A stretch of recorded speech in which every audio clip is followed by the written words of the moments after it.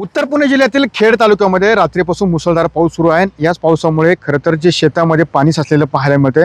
सध्या मी आलो खेड तालुक्यातील या ठिकाणी पाहतोय खरं तर शेतकऱ्यांनी नवीनच या ठिकाणी कांद्याची जी लागवड आहे ती केलेली आहे आणि कांद्याची लागवड केल्यानंतर खऱ्या अर्थानं या शेतामध्ये पूर्णतः पाणी साचलेलं आपल्याला पाहायला मिळतं। या ठिकाणी पाहतो की खरं ज्या पद्धतीने पाहिलं की रात्रीपासून जो मुसळधार पाऊस सुरू आहे आणि त्या पावसाचाच फटका खरं तरी बळीराजाला पडलेला आपल्याला पाहायला मिळतं। एकंदरीत गेल्या 8 दिवसापूर्वी पासूनच या ठिकाणी पावसाने विश्रांती घेतली होती, मात्र विश्रांती घेतल्यानंतर पुन्हा एकदा 8 दिवसानंतर पावसाने जी जोरदार हजेरी लावलेली आपल्याला पाहायला मिळते आणि याचाच फटका सध्या शेतकऱ्यांना बसतोय।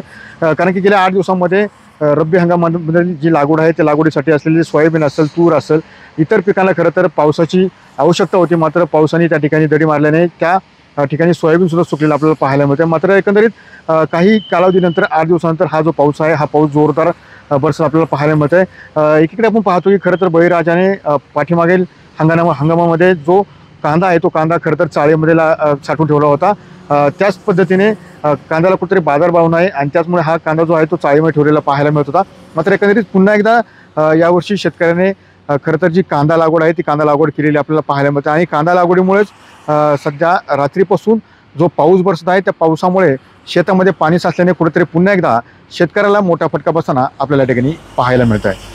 सुनील जगले, TV9 मराठी, खेड, पुणे।